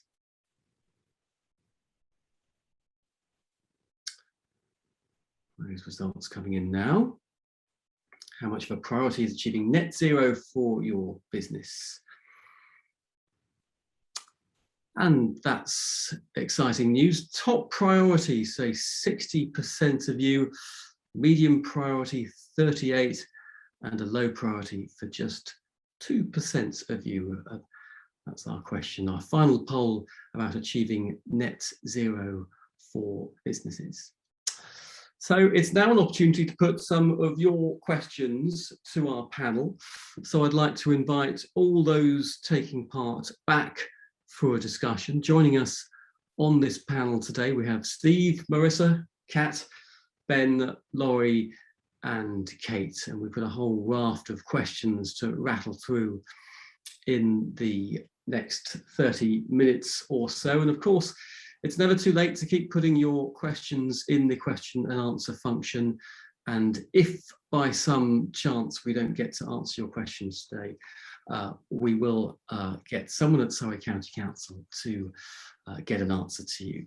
So let's just begin with a question for Steve about local initiatives to address the CO2 problem. Are they properly sustainable in the long term, Steve? Give us a sense of what you think about those local initiatives to address the CO2 problem. Are they sustainable in the long term? Well, I think it depends on which sort of CO2 we're talking about. It ranges from CO2 derived from processes to the CO2 that's in the air as we speak. What we're trying to do is make sure that we're not emitting any CO2 by capturing that through technology, through an upgrade system that is now new but starting to become established technology, so that starting with our own house, we can confirm going forward what our CO2 footprint is by dint of the fact that we've captured it and we've utilised it in a way that, if you like, gets double return because it displaces the fossil fuel derived CO2 that's used elsewhere. Thank you very much, Steve. A direct question for Dr. Kat Bruce. What's the best way for a local school to get involved in your work? Yeah, thanks for that question. The best way is going to be through the eBioAtlas programme, which we are sort of building up at the moment. Our sort of main focus at the moment is getting all the funding in, but once we've got that in, that means that we won't have to be sort of asking schools to fund the sampling and analysis themselves, because they'll be part of a bigger programme that's already covered. But we, if there are schools, particularly around in the sort of Guildford area, who would like to be sort of trial schools or help us sort of test out that programme ready to roll it out, then do get in touch. There's a website called ebioatlas.org, and you can get in touch with the eBioAtlas team through that, and we'd love to hear from you. Kat, thank you very much. Question now for Laurie, just coming through the chat function. Do businesses need to shift their mindset from one of economic sense to more sustainable thinking that supports local communities and development? And can this local action effectively save the world? Well, it's a big question. I think, to be honest, in terms of the effectiveness that we can actually achieve here, I think I'd hark back to the one of the opening polls that you had here, which suggested, which of us has a role to play in shaping the future of climate change. And of course, it said all of us. Everyone unanimously said all of us. I would say that I think this is absolutely true. There needs to be a partnership between individuals, businesses, and government. But saying that it's all of us doesn't mean that it's all of us in equal measure, or it's all of us in any given arrangement. There needs to be a high level of coordination in order to get a really effective outcome. It's one of the things that one of the problems that we face really, or if in terms of businesses contributing to significant decarbonisation globally, is that although they hold a huge amount of cards, and there's often a massive amount of willingness on the part of businesses to make significant strides in decarbonisation, without a kind of independent regulation, whether that comes from government or from another body, what you're essentially doing there is incentivising businesses to look green rather than to actually genuinely be green. And in that sense, you're essentially wasting the goodwill of businesses and also of people by a performance of decarbonisation. So really, I do think there's an important role for local and potentially national government, certainly, in regulating in a meaningful sense what happens overseas in order to harness that well-meaning incentive to decarbonise it. And also, as we've seen here, people have the British public and people in general in the world are so concerned about this issue, but they have such a limited capacity to affect it.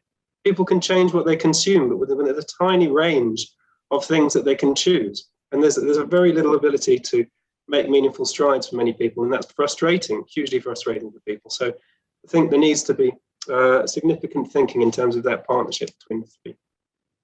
Kate, I could see you nodding there. What's your perspective on that? Presumably you would agree with much of that. Yeah, completely. I completely agree with Dr. Laurie, and actually there's some opportunities coming up. This week, there's a debate in the House of Lords around an amendment to the Environment Bill, which will tackle the UK's footprint. And there's other legislation being discussed at the moment in Parliament around due diligence obligation on businesses to stop importing illegal deforestation in their supply chain. So this sort of thing is coming down the line. The important issue is it coming fast enough? And are businesses going to get ahead of this policy before, or these policies before they happen? But I would really agree that quite often individuals are blamed for things that you can have very little control over, and government really has to step in. I mean, for example, on agriculture, I saw one of the questions was on agriculture. There's a lot we can do in the agriculture space, both in the UK and globally, and there's actually a really big opportunity post-Brexit with the reform to the Common Agricultural Policy and our new environmental land management scheme. There's a big opportunity there to recast the UK's landscape to make it much, much more nature friendly. But we do need regulation and resources to support that, and that's where a big role for government comes in. But as an individual, I don't like going to my nearest chicken shop and picking up some takeaway for my kids of an evening, and not knowing whether there's deforestation imported into the feed that's been given to those chickens. When I go to, we shouldn't have to be forced between not eating chicken or eating chicken that's got deforested land in the Amazon in it, and that's happening now here in the UK, because you can still import soy that has been grown on deforested lands in the Cerrado in Brazil. So that's the sort of thing we have to tackle very, very fast. Kate, thank you very much. Marissa, let's just turn to you, if you don't mind. Can we just talk about what the County Council is doing specifically to engage the borough and district councils to meet those carbon targets? Yeah, sure. Sorry, I was answering questions in the chat, which maybe I wasn't meant to do, but anyway. No, go ahead. So yeah, I mean, basically we're looking for the lead people that are representing climate change at each borough, and we're going to be asking them to work with us on their plan and our plan at the same time, so we can interweave them. We don't see there's any point in having myriad separate plans here. They have to sort of join. We've got a limited resource and we have to use that resource effectively. So we're hoping to create leadership, yes, but also partnership. We're not dictating here. We want to hear their ideas and see how it fits in with us. So the next 3 months are about saying to them, what do you think needs to be in our plan? And can you agree to endorsing our plan at the end of September, October time, and in which case we move together to make these things happen, and we apply lobbying pressure on national government collectively, take the politics out of this at local government and just see what we need to deliver to achieve our goals. So that's what we're doing at the moment. We're also doing community work. Obviously, we're speaking to residents as well within those boroughs and district areas to get their ideas and input too. So the discussion's broad and open. And a supplementary question, Marissa, about improvements to road safety. If you want to get people out of their cars and onto bikes, it makes sense. And how are you addressing that? Okay, so we've got our new transport plan that I spoke about earlier. We've also got, we're setting up our local walking and cycling infrastructure work, obviously with the government funding that comes from that. So we are discussing and looking at our policies to say, where people feel unsafe, even if the data maybe isn't evidencing that, we still have a responsibility to make sure they do feel safe, so that they do get out of their cars and start walking and cycling. So we're looking across the spectrum of how we do that and how we improve even small things. So for example, the maintenance of even the current infrastructure we've got at the moment, people aren't going to walk and cycle if there's hedgerow and potholes in the way. We've put extra money into our highways to try and address these things. And we're, even when we do projects, for example, the River Thames scheme, we're saying how can we bring in that infrastructure, the walking cycling infrastructure, into those projects as well, and make sure we learn where people actually want to go as well. Actually, there's no point putting infrastructure into places where people don't want it. We've got to learn to connect it, to look at the key points where people want to get to that might go out of our jurisdiction into different counties or different boroughs. So that whole piece of work is ongoing and active. Thank you, Marissa. A question, Ben, can I just draw you in on planning regulations? A question about whether they were a barrier to green developments and what's being done to mitigate those. So I do think that we have got a long way to go in terms of planning. I think we've certainly gone a long way.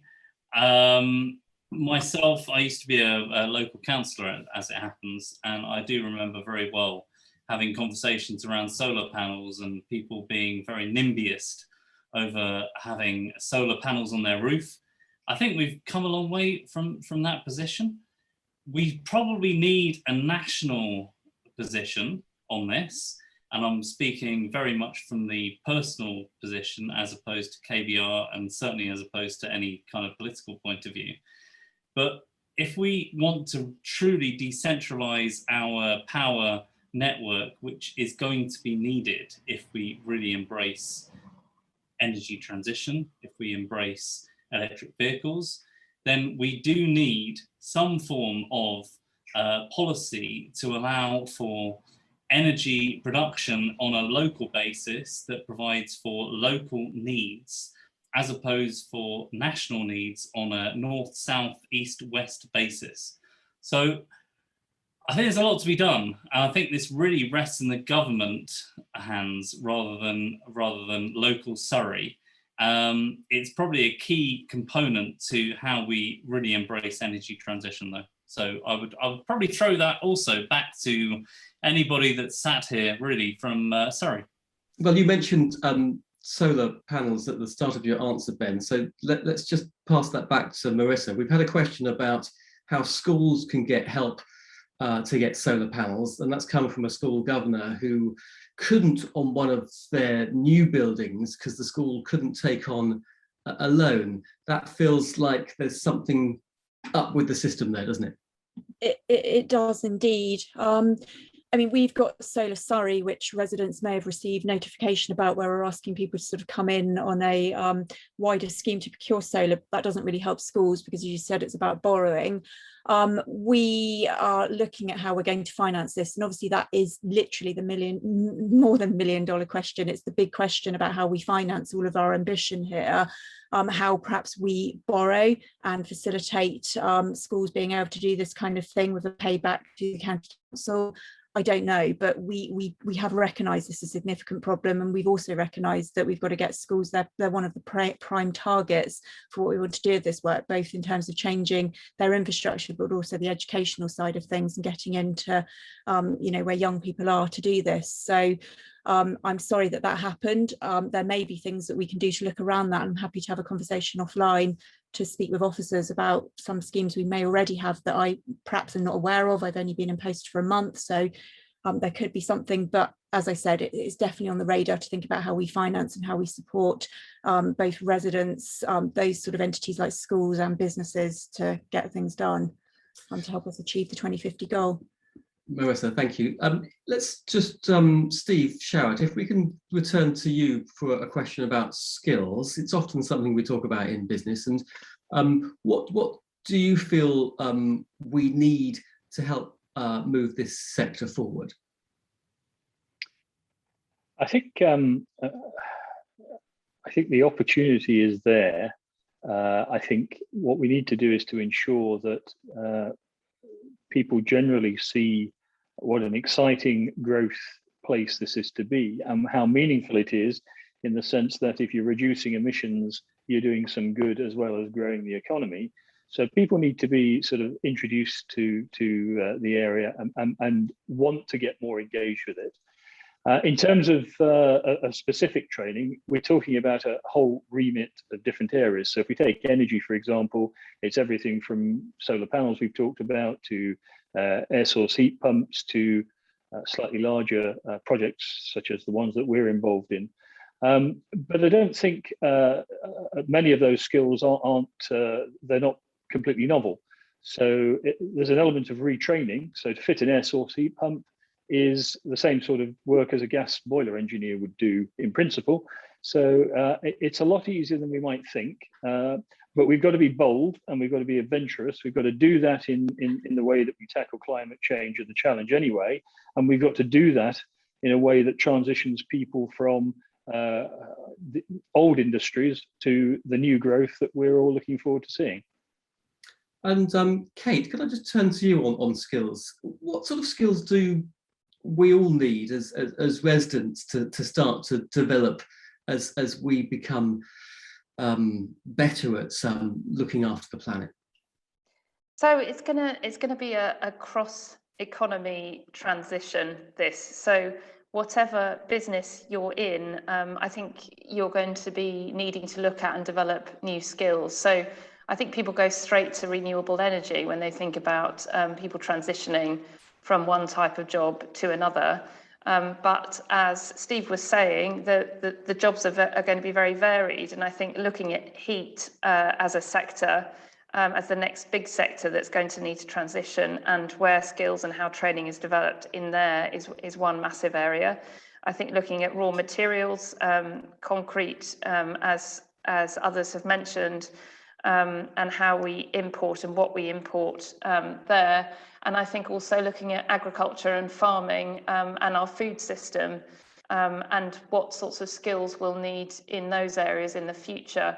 And I think broadly, people who are able to have good people skills in the future. I mean, many people have said this anyway about as AI comes in, but we've got to have people who are good at listening and good at acting on what they're hearing, and an ability to be vulnerable and listen to others in that process. And I think those skills are going to be needed in the green economy more than ever before. I just wanted to say something as well, if I may, on hydrogen, because hydrogen's definitely going to be a big part of the transition. But I think quite often its relevance is overstated. So, for example, for hydrogen use in heating, it's estimated that hydrogen, the amount of energy required to around, where it's estimated that in order to require around 30 times more offshore wind farm capacity than currently available to produce enough green hydrogen to replace all gas boilers, and it will be much, much more expensive as well for consumers. So I did see a question on that in the chat, and I wanted to say that that whilst hydrogen is going to play a role in the transition, we do need to be careful to pick air source heat pumps and an approach to heating that doesn't involve hydrogen. And that's one of the areas that we desperately need some policy intervention on from the government. Thank you, Kate. Kat, can we get a brief take on skills from you too? Yeah, absolutely. I think for me, again, it's about realizing that there's a real diversity of skills and knowledge and types of people needed to address these issues. I mean, if you take even the work that we do, we're working in essentially ecology, which has historically attracted people who like going out and doing field work and getting muddy, and that's sort of seen as the sort of core aspect of it. Now it's about, we need people who can process large amounts of data, who can do machine learning, who can, talk to the financial services sector about where the money's coming and how it's actually translating through into impact. These are incredibly complex things, and we need to be also building that core ecological knowledge into some of those other sectors. So, for example, Kate spoke about the financial services industry and this real sudden drive in sort of ESG investment and impact investment. And so all of a sudden you've got people who are becoming sort of sustainable finance specialists who don't actually have a background in sort of the environment and ecology. And so the sort of training that's needed to make sure that really the complexity of nature is understood and accounted for when we're making decisions about where that money flows and how we're engaging people on the ground who know their local places and who have those sorts of decades and centuries of knowledge about places. How do we make sure that the finance that's being mobilized is connected through to those people on the ground? Because otherwise we end up just doing as we've seen in other walks of life recently, a lot of money is given to big consultancies who don't actually sort of really have the impact. So I think that there's a huge skills and knowledge exchange that needs to happen as more and more sectors that don't traditionally get involved in these areas are starting to sort of play a really significant and potentially completely transformative role in it.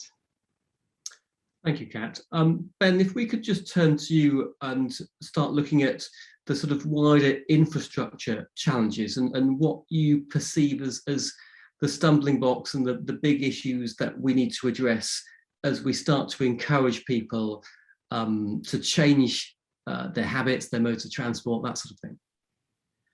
So we've spoken a bit about hydrogen, and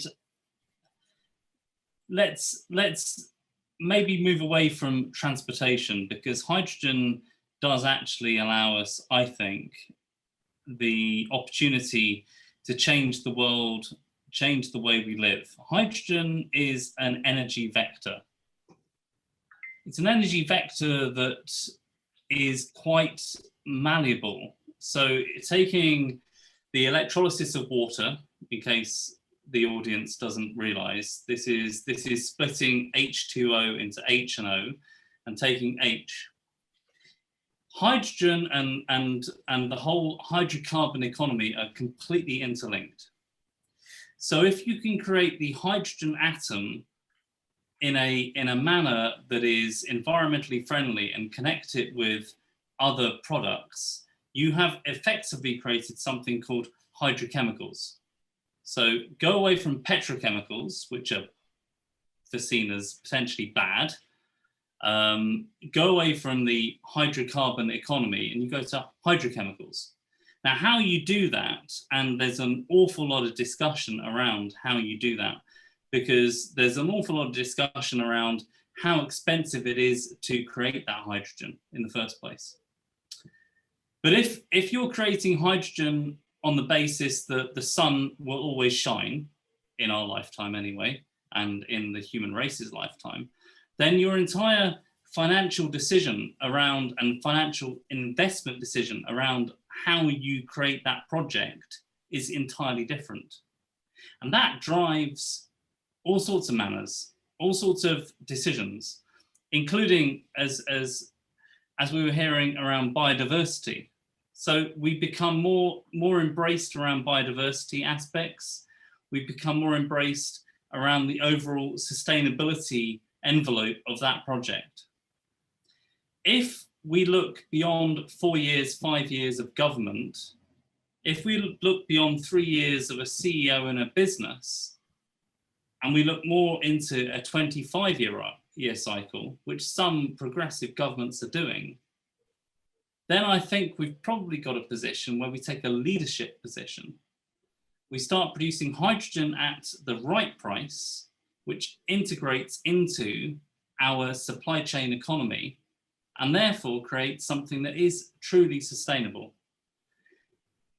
Alistair, I know that went slightly off topic, but actually that's the key really to where we're trying to get to, I believe, which is cheap hydrogen, cheap electricity, which feeds the hydrogen economy, which feeds the overall circular economy for a transition, an energy transition that we all, certainly me, actually want to hunger for and embrace.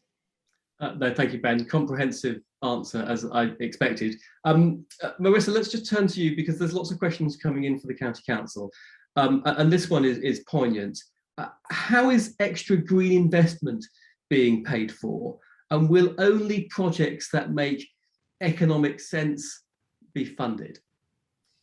Okay, so don't worry, we're not planning to raise council tax to beyond levels of any comprehension. We're capped from doing that. So we've got to be smart, we've got to borrow money with long-term paybacks, we've got to do projects where there is energy returns, we've got to work in partnerships with people and try and find ways of bringing costs down, but also we have to use what we've got already. So I think I mentioned on one of the chats, maybe it was here, maybe it was somewhere else, when we're doing a big project like the River Thames scheme, we're doing it predominantly to deal with flooding, but what can we do around biodiversity? What can we do around the walking and cycling connectivity? What can we do around blue infrastructure and things like that that really support climate change? So we have to use the money we've got, we have to borrow some money, and we have to lobby hard for government. If they want us to achieve the goals they've set out, they need to fund it. They need to give local authorities and other bodies the money to do some of these things. If we're going to be serious about getting people out of cars, we're going to need decent public transport, hydrogen or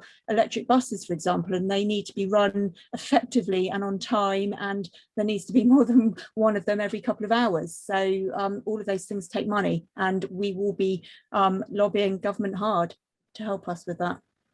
Thank you, Marissa. Let's just stay with you for a question that picks up on one that we've been talking about earlier. Will there be a consideration to use energy cooperatives to fund solar panels on schools?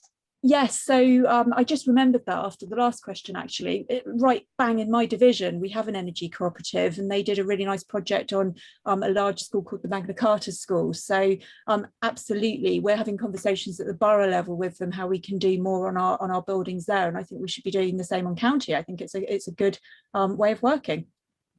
Absolutely, and we should encourage those conversations with schools as well. I did just mention in the chat that we are looking at how we can borrow money for schools. Surrey is doing that. I just touched base with one of our officers, so that is something that's in hand. Marissa, thank you, and thank you to all of the panel. Unfortunately, that's all we've got time for. We've rattled through that half an hour really quickly.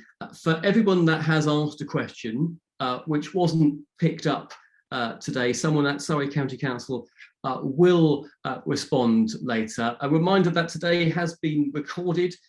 You can watch it back today on the BBC the Business South YouTube channel. All delegates will receive a post-event email, so please click on that link and complete the short survey. We'd like to know what future topics Spotlight on Surrey should cover. So finally, really for me, it's just to finally thank all our speakers for their time at today's Spotlight on Surrey event. And of course, many thanks to everyone joining on Zoom. And we look forward to seeing you at future events coming up in the year ahead.